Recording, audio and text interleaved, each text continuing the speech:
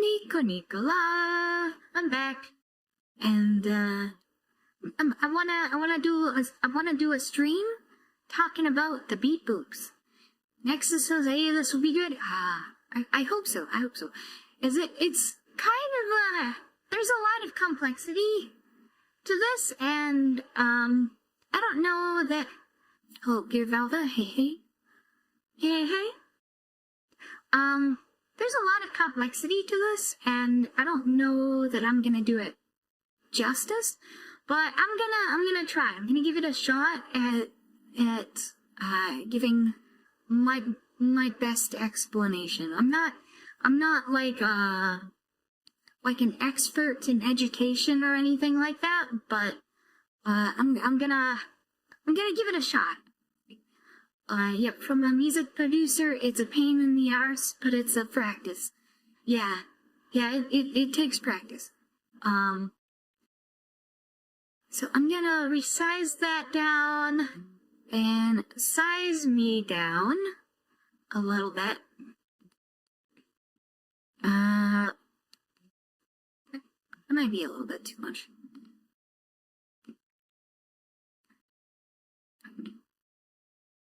I might like tilted. I don't know.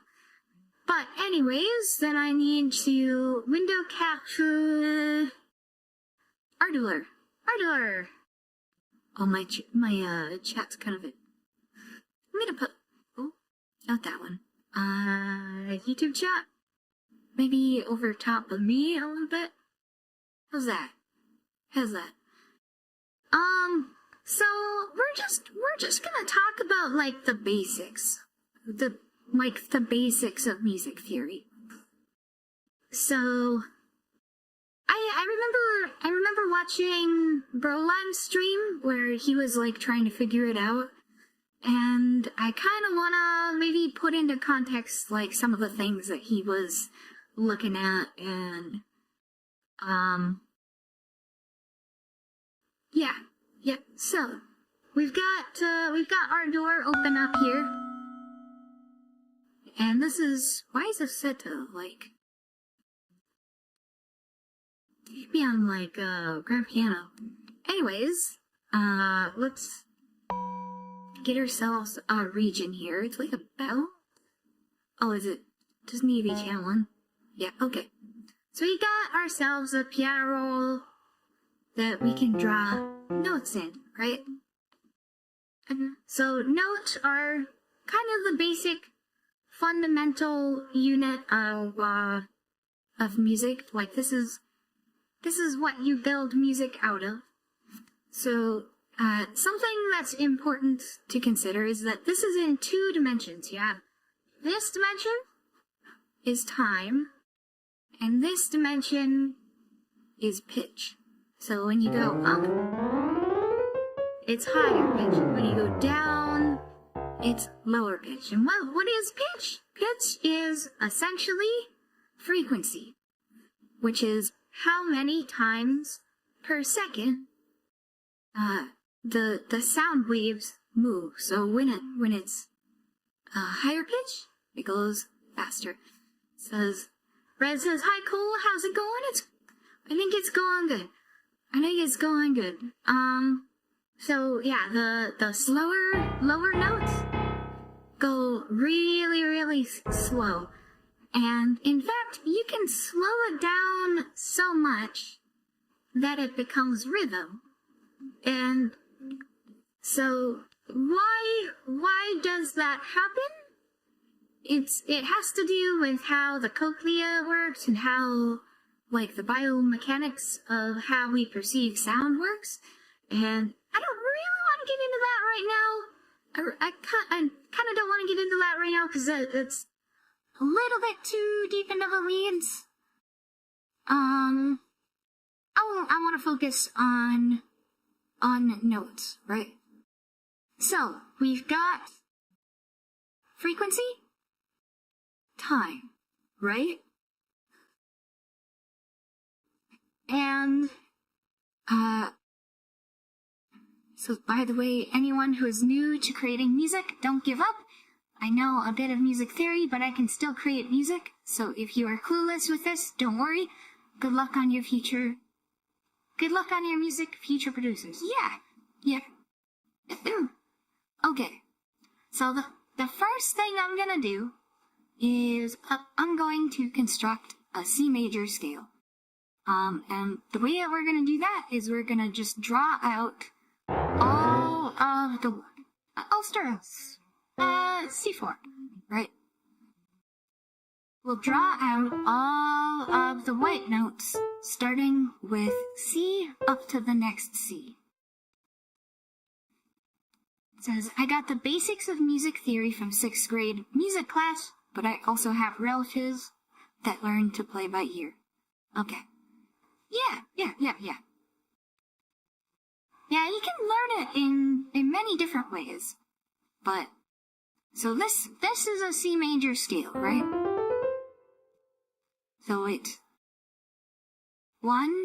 So the scale degrees would be the 1, the 2, the 3, the 4, the 5, the 6, the 7, and then we've got the octave where it hits C5 again. So you see this is C4, this is C5, this is C6, this is C3. They're all C, but higher or lower. And the way that it works is that once you go up an octave, it doubles the frequency. So every time you go up to the next one, it's twice as fast. Like the air vibrations move at 2 times the speed. And for one of these separations is called a semitone. And there are 12 of them in an octave. So you go up 12 semitones to multiply the frequency by 2. And so, well, how is that divided? Is every semitone is the same frequency difference. So what that works out to be is like the 12th root of 2 multiplying the frequency to get, anyways, math. But how it works out is that these pitches in the major scale have some, even though it's like the 12th root of 2 for,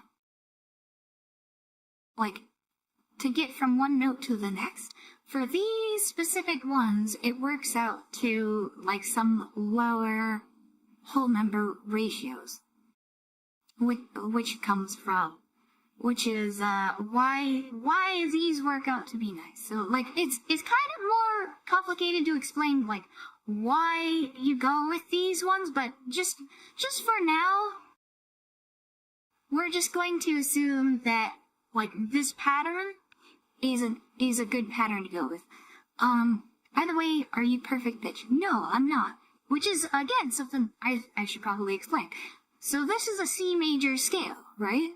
It starts on C, and then it goes up the pattern of a major scale. So it goes up by 2 semitones, 2 semitones, 1 semitone, 2 semitones, 2 semitones, 2 semitones, 1 semitone. That's the pattern of a major scale, right? If we take this whole thing and we drag it down to, say, A3, now this pattern is A major.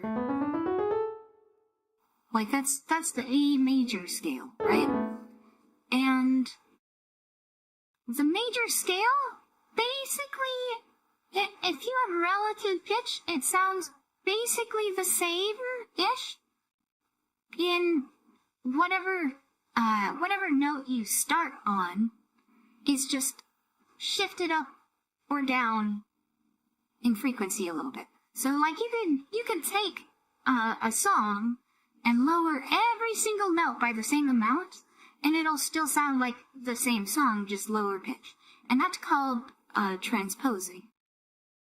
Like, to get from C major to A major, we transpose down 1, 2, 3 semitones. Does that make sense? So what sets this apart is the important thing is the ratio between these notes. It's the relationships between the notes rather than the absolute position of where they are. Like even if we shift it down an octave, it still sounds like C major, it's just lower pitch.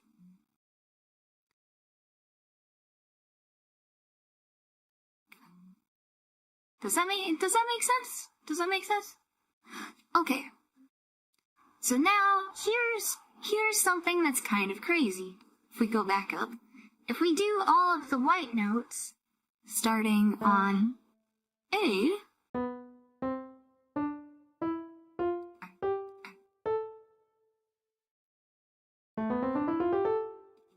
this is the minor scale. And the major scale is kind of described as having a happier feeling, and the minor scale is kind of described as having a sadder feeling, although that's not entirely accurate, because you can have sad songs in major, you could have, like, really powerful, happy songs that are in minor. But, something that's kind of strange here is you have, these are all of the white notes, and these are all of the white notes. So how is this minor when it has the same notes as this? And the answer is we're starting here, and we're ending here, and so this sort of emphasizes A as the root, and then everything else is in relation to that. So if we were to drag this up and have it start on C, where this started on C, this would be C minor, and then you have very, very different notes. Do you know what a clash is in music, like when a note clashes? Yeah. So that is dissonance. There's a very important concept, which is consonance and dissonance. And consonance is when two notes sound good together, and dissonance is when two notes sound very bad together. Or not necessarily bad, but yeah, like they clash. So, for example, if you have them like right on top like that, that's called a minor second. That's pretty dissonant.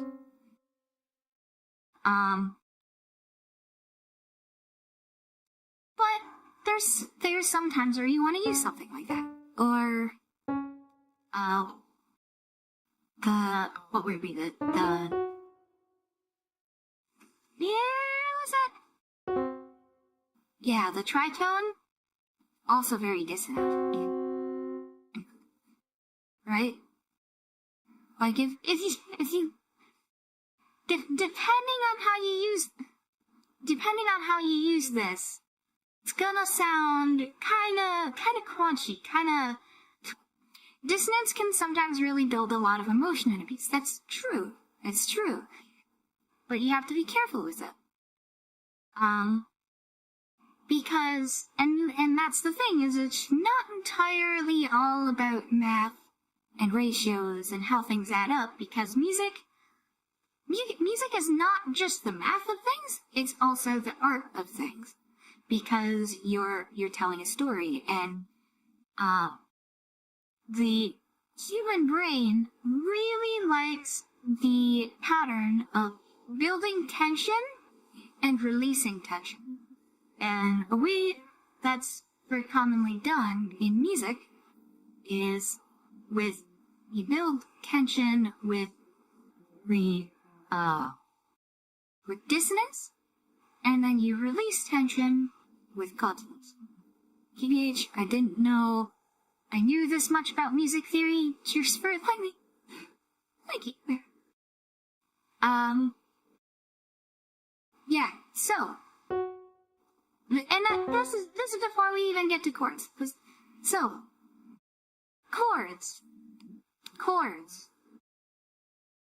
The most common chords are going to be our triads, where we start with one of our notes in our scale, and then we want to build a chord from notes in the scale. So what we do, we go here, we skip the next white note, and then we go to the next white note. Skip the next white note, go to the next white note.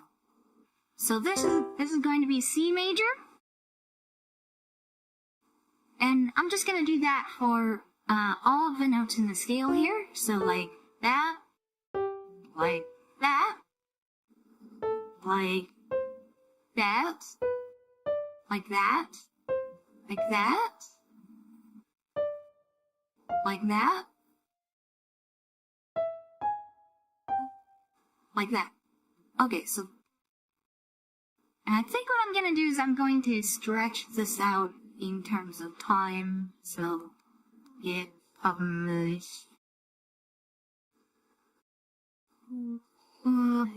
Like that.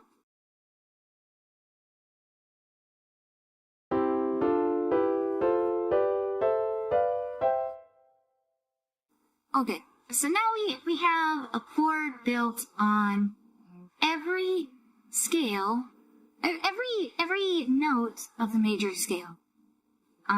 So this is our 1 chord, this is our 2 chord, this is our 3 chord, this is our 4 chord, this is our 5 chord, this is our 6 chord, 7th chord, and then back to the 1, because remember, this is C, this is also C. Right?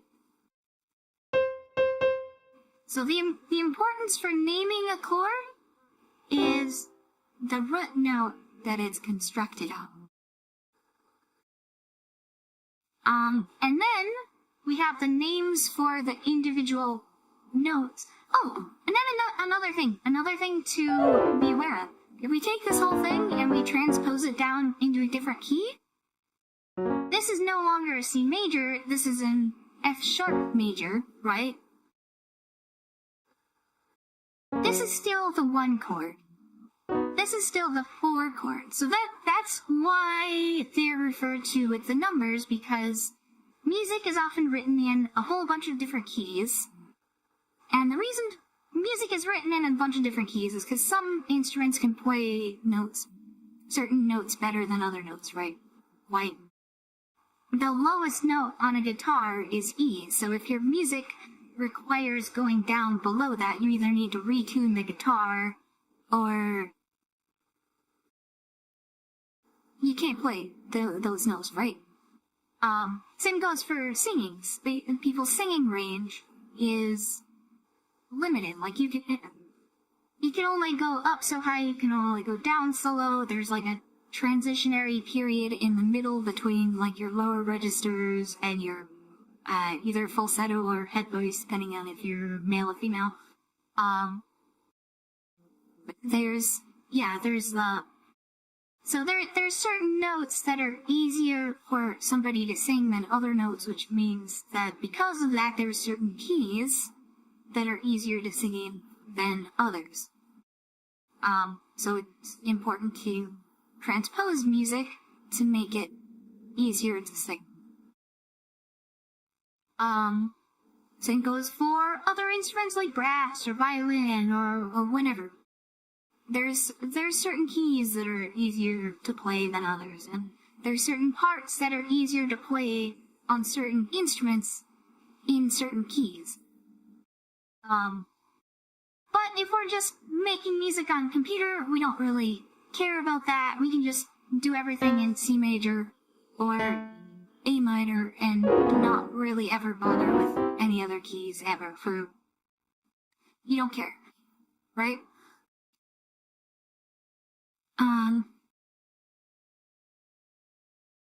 What else? Hey, right, within the key, or within the chord, please stretch this out again. one more time. So we want each chord to cover a bar, right?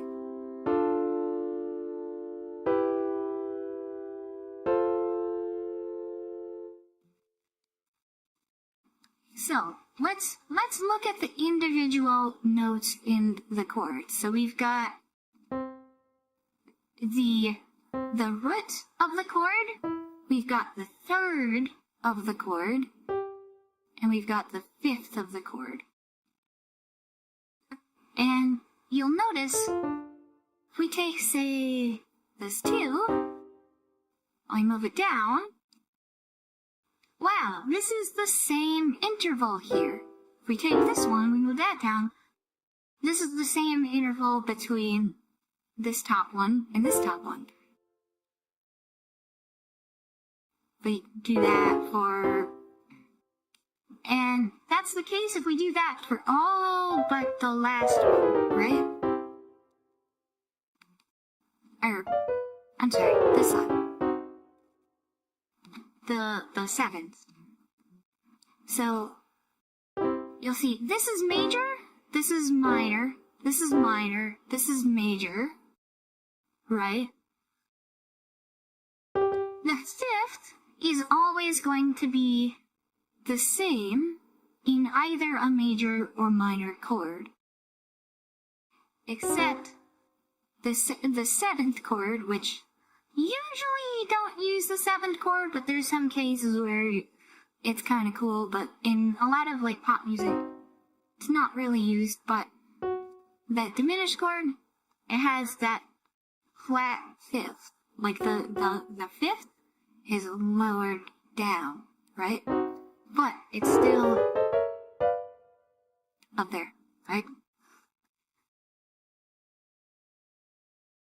So, for the purposes of it being major or minor, the note that actually matters is the third.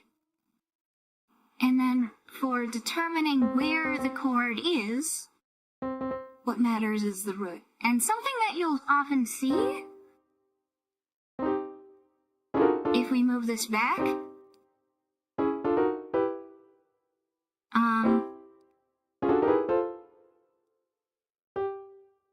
it's often pretty common to just drop the fifth and just have double stops.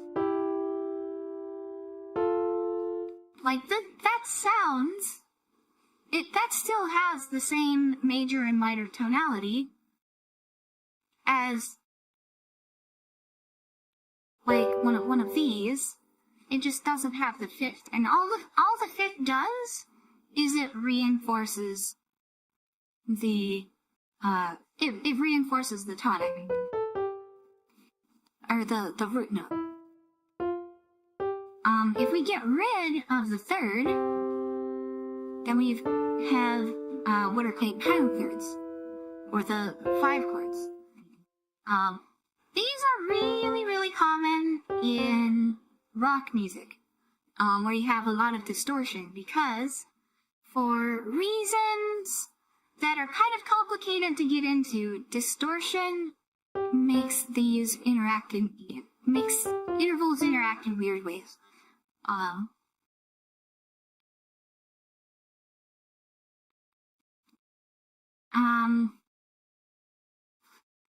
So I think this kind of explains chords a little bit. So if we wanted to build a chord progression, we could draw a new region here.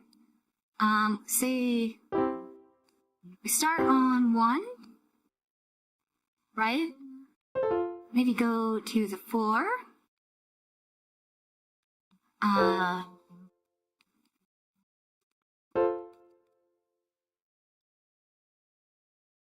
Maybe go up to the 5, maybe?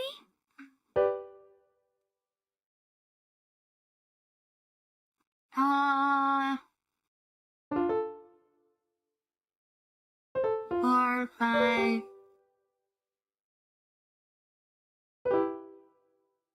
Maybe 3?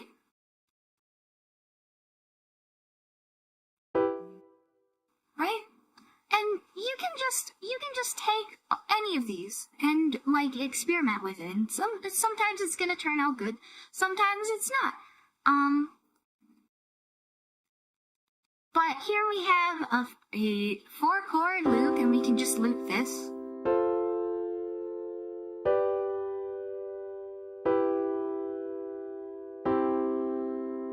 Hey, that sounds kind of cool, doesn't it? Now, music is trial and error, yeah. Now, something that sounds a little bit weird is that we're starting down super low here, and then we go up, and then we go up, and then we go down. Wouldn't it be nice if we could have the same chords, but have them kind of in the same frequency range? Well, remember what I said about octaves? Like, this C is the same as this C, but this C is just lower. Yeah, voice leading could fix that. Yeah, that's exactly. You're reading my mind, getting ahead of me. So, what we can do is just take that and shift it down. You take maybe both of these. Shift, well, maybe not both. Shift that down, right? Or maybe we do shift those down, right?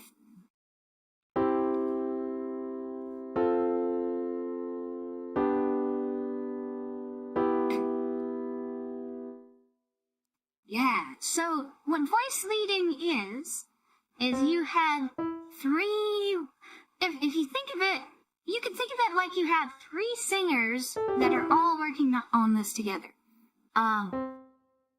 So you've got the lower voice, you've got the middle voice, you've got the upper voice, and you want to arrange the notes such that it's not super crazy leaps that they have to go to get to the next one, and it sounds like they're all distinct.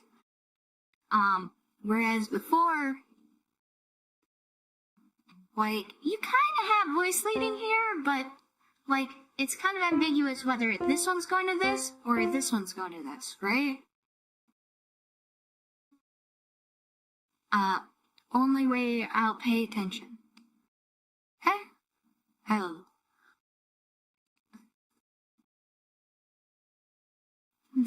That's what voice leading is. But, and the other thing is, which of these notes you choose to use for the chords? Well, like, you still use the same notes. Like, you still use, like, for this as a C major, this is C, E, and G. If we move this down, this is still G, C, and E. If we move this down, this is still E, G, and C, right? But the difference is they're different chord voicings. So that's the term for that, is they're different chord voicings. Like, the chord is voiced differently. Another term for it is inversions. Like, they're different chord inversions. So, like, this, the way that we've got it is how we start. And if we move one note down, then we've got it in first inversion. If we move 2 notes down, then we have it in second inversion. If that makes sense.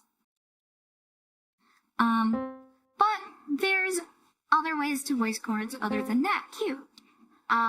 Because we can do something like we've got our original voicings here. We can just take the third and just drop that down. And that sounds like this.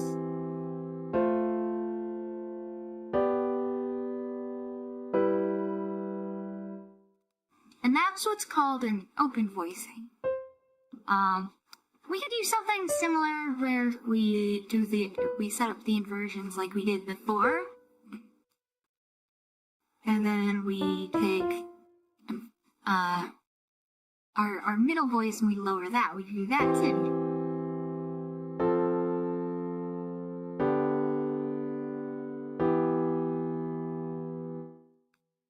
Yeah.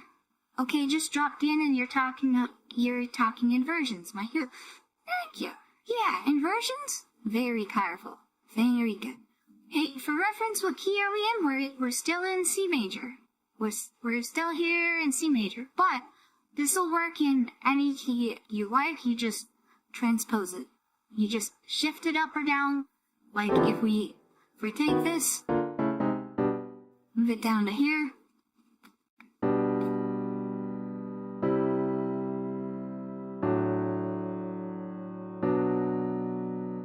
See?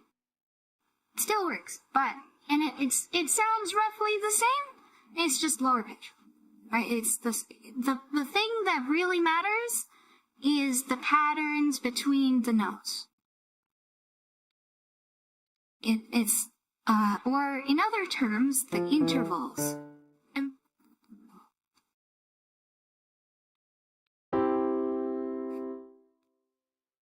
So, it's 1:50 here. I need to go to bed. Cheers for the lesson, Nicola. Good night. Alright, good night. So, that is harmony. Now,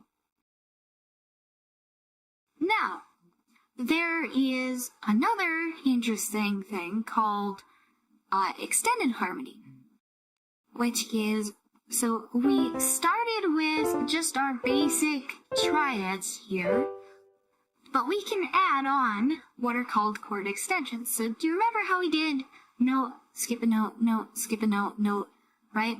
We can keep doing that to add more onto our chords. So remember, we've got the root, we've got the third, we've got the fifth.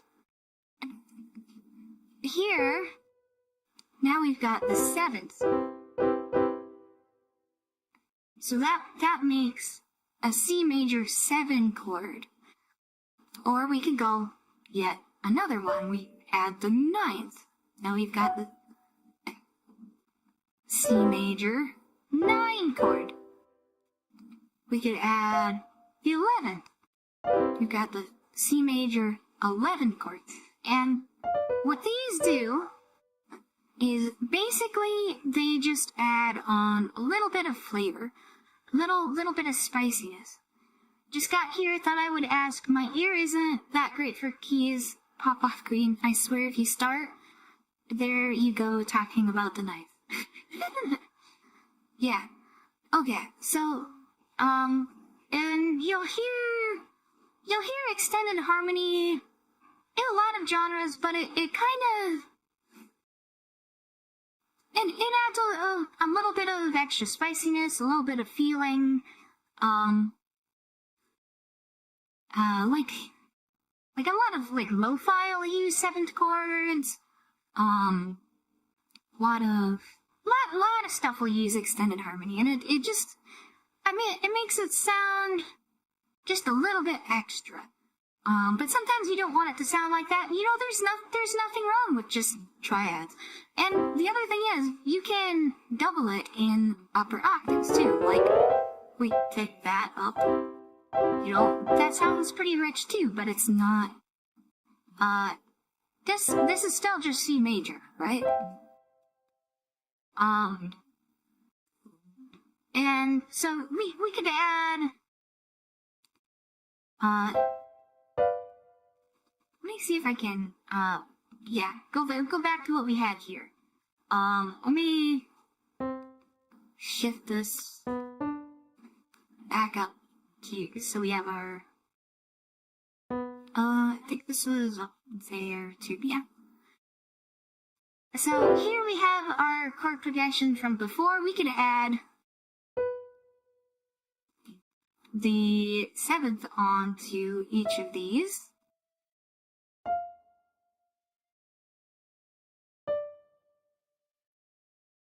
Yeah?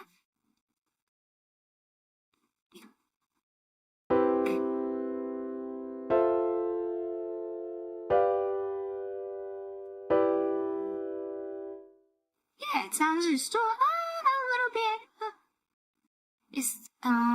Oh yeah, I've heard that. Okay. But maybe we don't want the 7th on all of them. Maybe, Or maybe we want to go up to the 9th on this one, right? And maybe we'll add another one of the root here. Like, see, this starts on F. We'll add another F up here, maybe?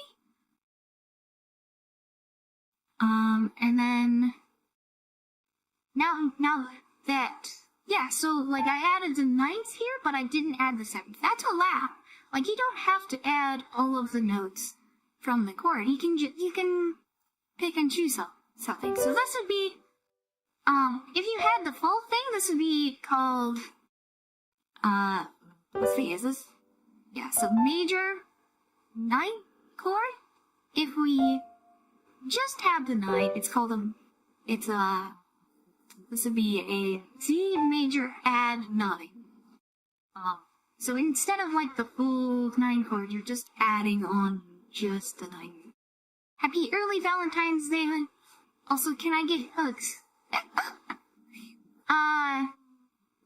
You know what? You know what? Just for you. There you go.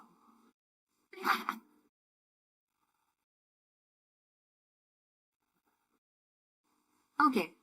Another thing is we could get rid of our 5th and just have the root, the 3rd, and the 7th. And this is a nice combination of notes.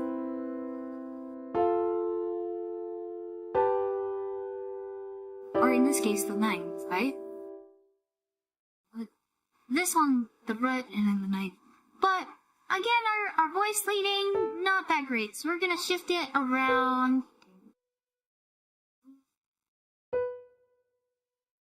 Get our voice leading, maybe a little bit better.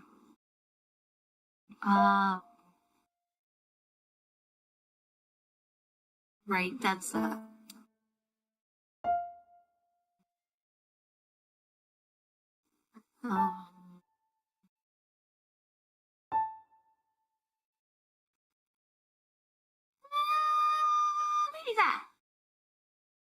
maybe that. How's that sound?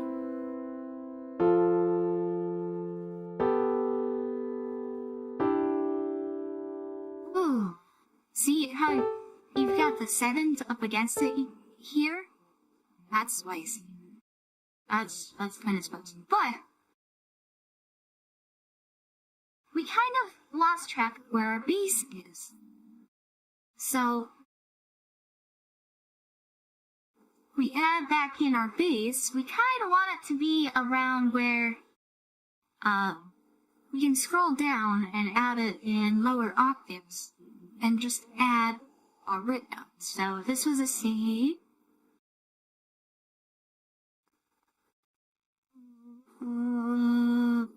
B,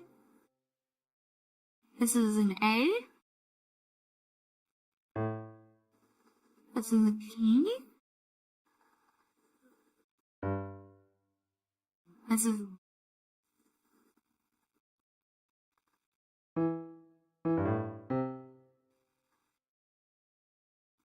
right? Now we can go back and do the sleeping stuff again. Well, let's see how this sounds.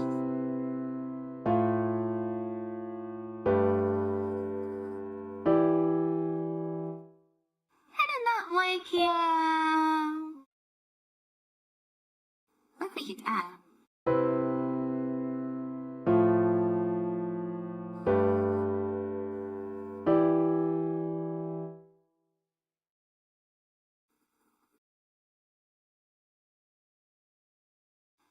That was a little bit cracky.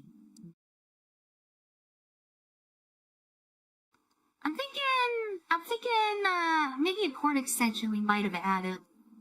May mess with things a little bit. But, anyways, you kind of get the idea. If you've got this palette of chords from your scale that starts on one of the notes of the either C or A. If you start on A, you get the A minor scale. If you start on one of the other white notes, you get one of the other modes of the major scale, which modes, that's another thing we could get into, but I don't know if we want to get into that right now. But essentially the chords are your palette, and then over top of it, you build a melody where essentially you can kind of do whatever you want as long as you stay in the scale and want to like just move. You're drawing a line that moves around, so you have like motion, like so. How about we start? Let's start here. We'll start on C.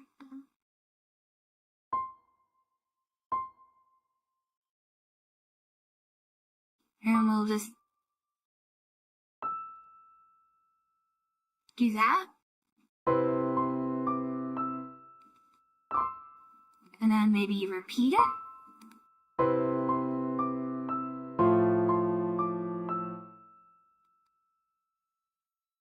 And then what do we do next? Maybe, like, just walk down it from, we jump up and then we walk down. Maybe extend these out a little bit more.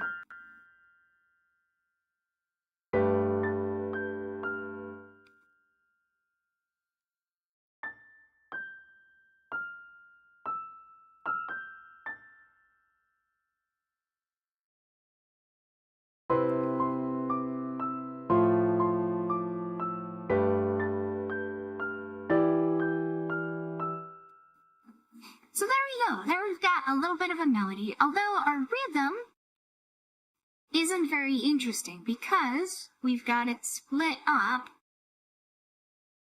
If we turn on our metronome, 1, 2, 3, 4, 1, 2, 3, 4, 1, 2, 3, 4, 1, 2, 3, 4, right? All of our notes in our melody are quarter notes, and all of the notes in our harmony are whole notes. So we can make it a little bit more interesting by having a little bit more variety. Maybe something like that. Oh, I like how that sounds. And we repeat it.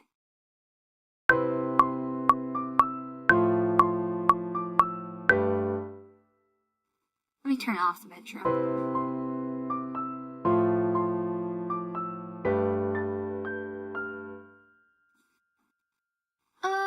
How should we vary this up? What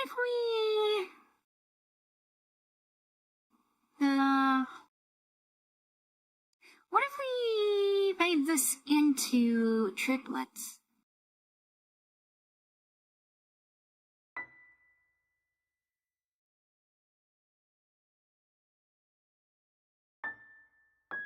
Actually make it a bunch faster and do triplets maybe.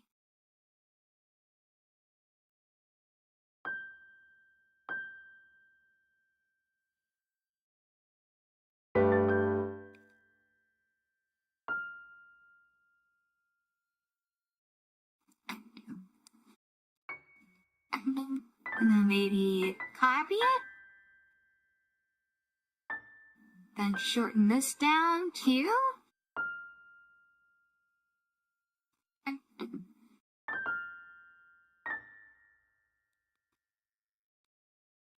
And then copy that. And then what if we copy the whole thing?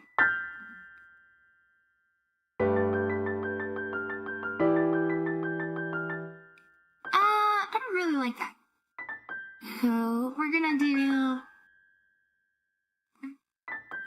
We're already doing this descending thing. Let's just keep going down. And you see, I dragged that down, and then I looked to make sure these are in the scale, which they're not. Um,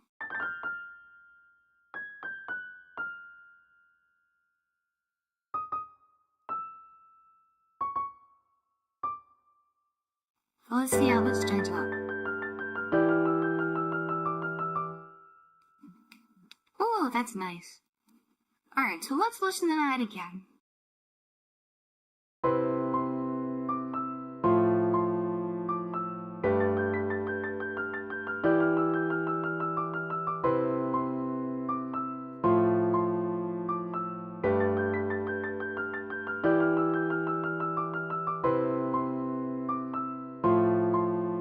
Yeah. That's not bad. That's not bad.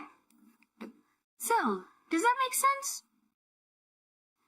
We've got our chords down here, and then on the top, we've got our melody, which does...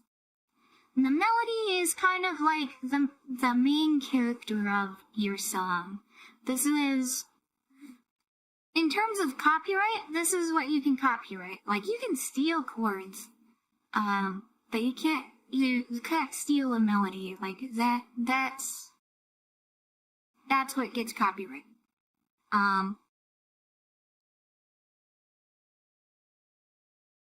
But, another good way is just to, like, know what the scale is, and then, like, have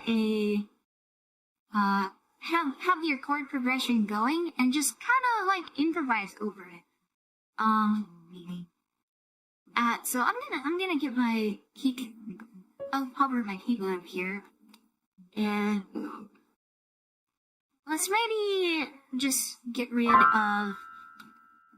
our melody, and then, yeah, okay. Keyboard's hooked out. Ooh. And then you could just, yeah,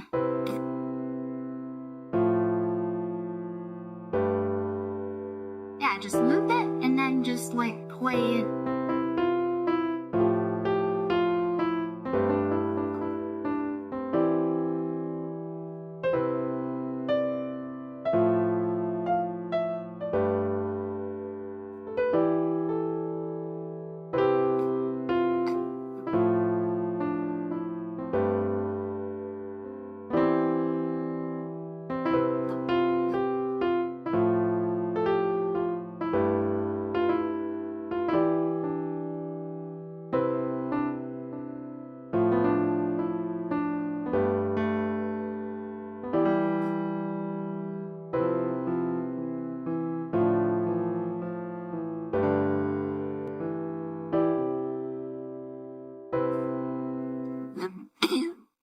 Yeah, so you can just kind of mess around, but something to be aware of is that, remember, the root of our scale is C, so if we just randomly pick notes, it's not gonna sound as good as if we try to start and end on our root.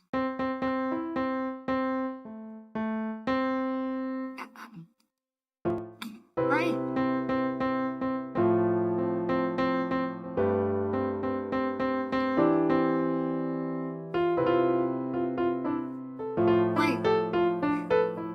Like if I just randomly play notes, that doesn't sound as good, right? But if you just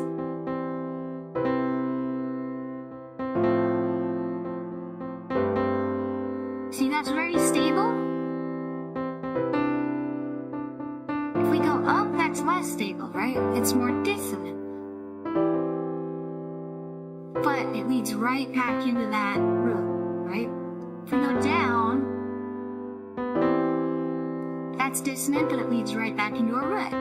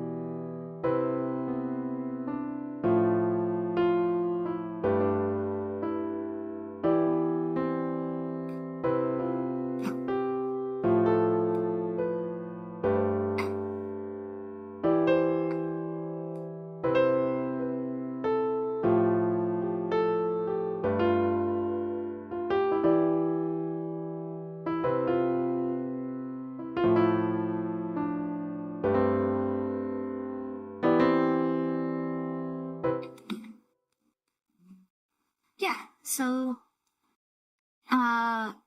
just messing around with it, you get a lot of ideas, and you get a feeling for what works and what doesn't work. And it does take a lot of practice, and it's not entirely science, but there's definitely things to be aware of, which is you've got your palette of chords, there's a lot of things you can do to the chords, and then your melody is in your scale, it is in your key, which then fits over top of the chords that are in the same key.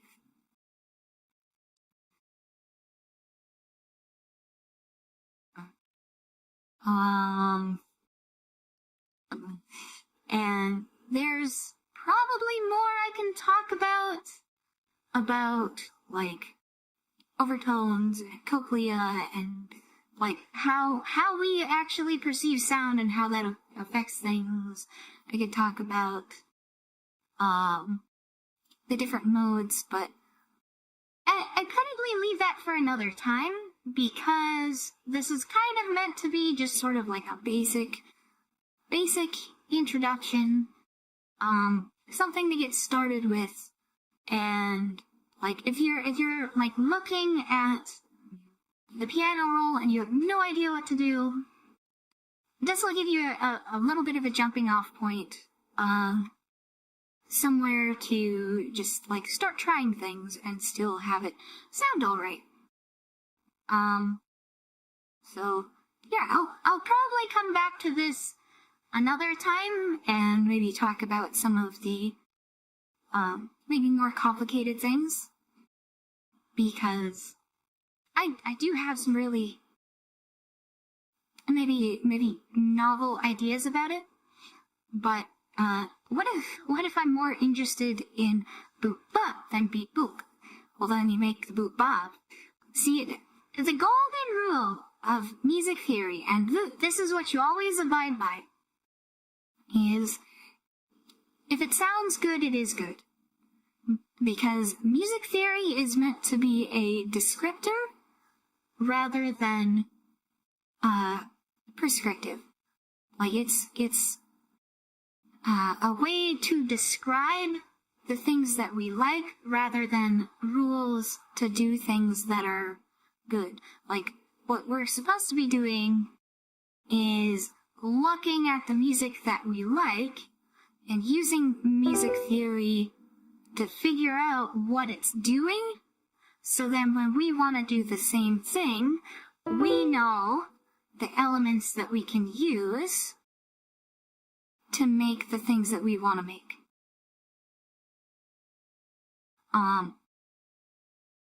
And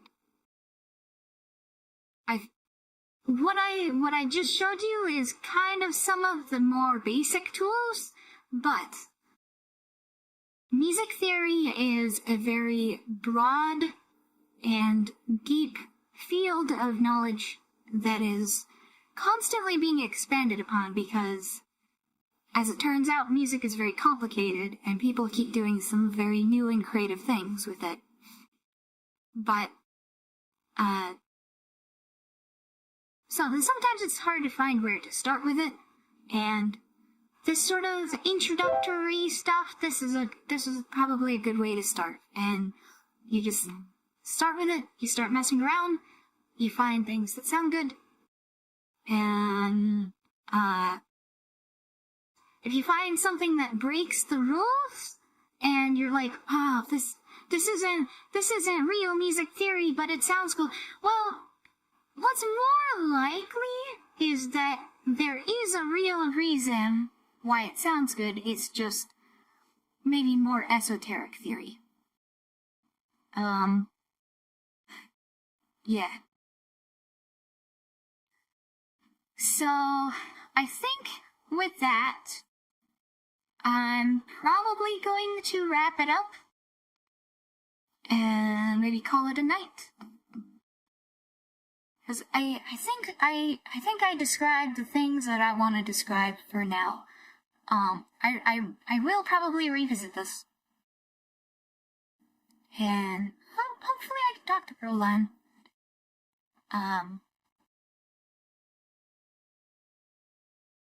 Because it is kind of difficult to talk about this without having someone that can, like, respond to maybe what I'm glossing over too much, or missing, or I don't know. But I hope this is very useful. I hope this is useful to somebody. I don't know. There's a lot of this stuff on YouTube, and if you're interested in it, you can just look it up. There's people who explain this better than I explained it, for sure. But yeah, I'm gonna read names and call it a night. Nexus, thank you for coming. Pure Velvet, thank you for coming. Paw, thank you for coming. Rez, thank you for coming. SG Mini Nikki, thank you for coming. Kizu, thank you for coming. King, thank you for coming. Cedar X Rick, thank you for coming. Johanne Arachnia, thank you for coming. Northington, I see you just got here. Hello. Thank you for coming. Manuel Zoloa, Zamola. I don't know how. Zamoloa? I don't know how to pronounce you, but thank you for coming. Even though you just got here. Thank you guys all for coming. And then the VOD watchers and the lurkers as well. Thank you guys all for coming. This is nice. I like talking about this stuff. I don't know how useful this is, because I'm kind of rambly and maybe not exactly all that clear. But if this is useful to somebody, that would be cool. That would be cool. But with that, I'm gonna say, stay safe, stay healthy, and have a good one. Otsukola! Bye-bye!